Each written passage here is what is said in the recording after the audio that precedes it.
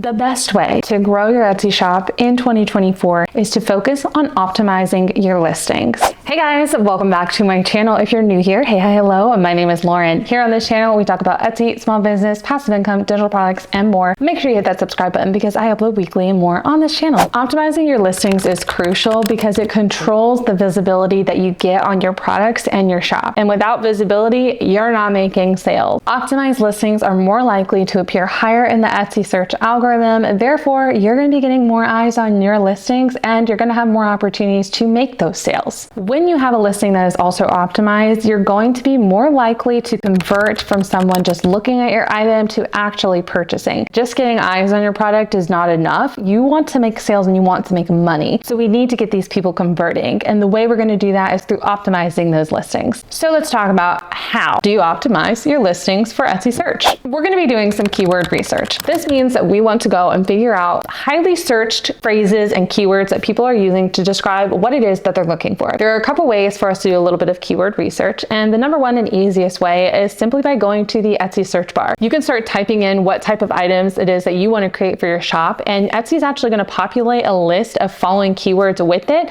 that they might want to suggest for you to use, or that they think is going to be ranking a lot higher. People are going to want to look and click on. The second way you can do this is through platforms and tools such as Sales Samurai, Everbee, Alura, erank, and more. Sales Samurai tends to be my preferred choice when it comes to searching for keywords. So I'm going to have an affiliate link up here for you guys if you want to go and check it out, as well as down below and pinned in the top of this comment section. Using these tools is actually going to save you a ton of time because you're going to be able to find keywords that are highly searched but have low competition when it comes to listings and shoppers using them. That's going to be your sweet spot when it comes to what keywords you should include, because you're going to have a higher chance of ranking higher and getting those sales through having those keywords. Once you've decided on what keywords you want to use, you're going to want to include those in your title, your tags, and your description of your Etsy listing. Not to mention, you should be filling out as many of the attributes as you possibly can to best help Etsy identify what your product is and who it should be going in front of. Now, when it comes to all of this keyword research, it can be a little overwhelming and you can definitely get a bit disorganized, and I have the best tool for you guys to use for that. It's going to be my Etsy SEO workbook. It's a workbook that's going to break down my best SEO strategies, a lot of what we talked about here today,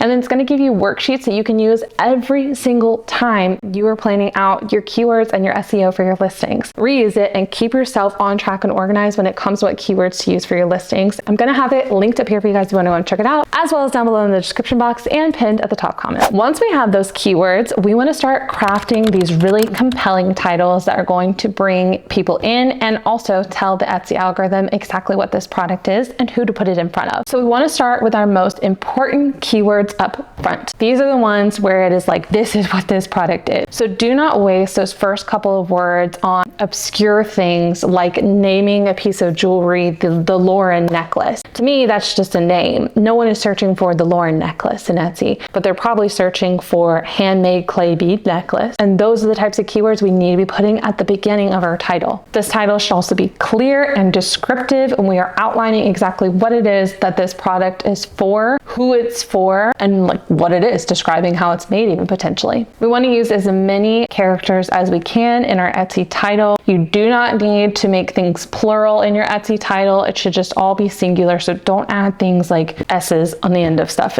It's not necessary. Then we're ready to move on to our description. This should be as detailed as possible as well. The description is where people are going to go to look for answers. They might have a question about the material, the dimensions or sizing, who it's for, what it's for, the uses, etc. The description is where you want to answer all of those questions while also including those keywords that we already researched and found earlier. Using things like bullet points and headers for certain sections are going to make this a really easy way for people to read through the information and get exactly what they need without having to contact you. And the less struggle they have to have about figuring out if this product is correct for them, the more likely it is that they're going to be able to buy. If they have to message you asking a question and waiting for a response, then they're less likely to actually follow through and purchase. But if you can answer all those questions and describe it as well as possible in that description box, you're gonna be golden. Next, we wanna look at our photos. Photos should be one of the main things you focus on. I think a lot of people put this on the back burner for some reason, but people are visual. They want to see the product that they're about to get. And when a human is searching through the Etsy search, that's the first thing they're seeing. They're not seeing your keywords and your titles. That's Etsy's job as an algorithm to do for them. They're looking at your photos. So you need to be able to stand out amongst your competitors by having these high quality photos. Now you can start really simple. And if you have a physical product that you're taking, I would recommend just choosing a little white piece of poster board, put it near your windows in your home that's going to have natural lighting, and take your pictures there. A lot of smartphones, iPhones and things these days are such high quality for cameras that you don't even need to have a professional camera to take your product photos anymore. Having a clean white background is going to be a really great simple starting place because it's going to keep any kind of other products in the background from distracting from what your actual item is. Now down the road, you can get a little bit more creative, look up inspiration on Pinterest and find cool ways to market and photograph your items that might start drawing more attention and could be centered more around your branding. Digital products though should be using mockups. There is an insane amount of digital product mockups out there for you depending on whatever product it is that you are selling. I myself have a digital product mockup template for Canva people to go and use. I'll have a link down below for you and up here if you want to see it. These are going to be helpful tools for you creating listing photos that are going to show exactly what people are getting when they download your digital product. Again, these mockups should be high quality, they should be clear, they should be informative, and help you stand out amongst the other listings in the search. Next is tags and attributes. The attributes are basically how Etsy is asking you to categorize what your item is. This can have a major impact on who is seeing your actual product. For example, I just recently made a massive switch for the category selection for one of my digital product shops, and I'm currently waiting to see I'm going to give it about 30 days, see if it makes any drastic difference. This is something that you might want to start testing out, and A/B listing is really helpful here, where maybe you have the same product, but you try putting them in 2 different categories and seeing which one potentially brings in more views and sales. These attributes are incredibly important, so the more you can fill out, the better. Please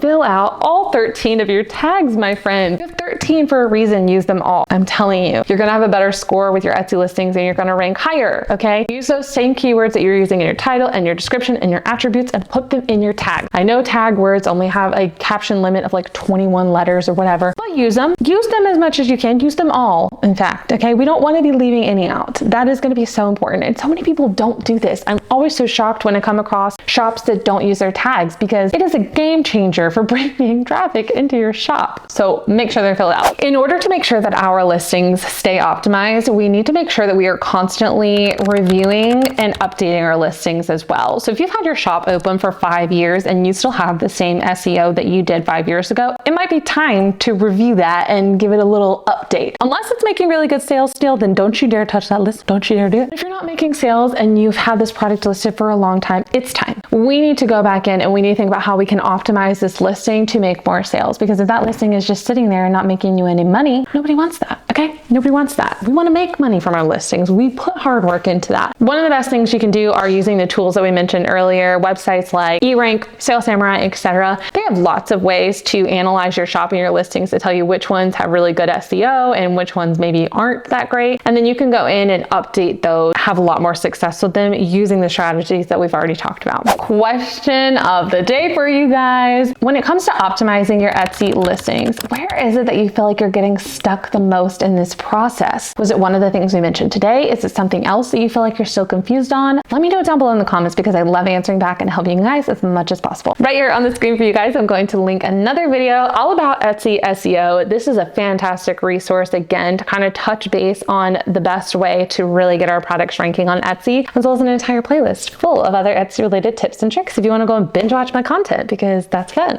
Down here, you guys are going to find my subscribe button so you can stick around for more videos. And last but not least, I'm going to link you guys on over to that Etsy SEO workbook. This is a great tool for you guys to use if you are wanting to organize and keep track of all your keywords and your SEO progress. That's going to bring us to the end of today's video. I really hope that you guys enjoyed it. I will see you all in the next one. Bye guys.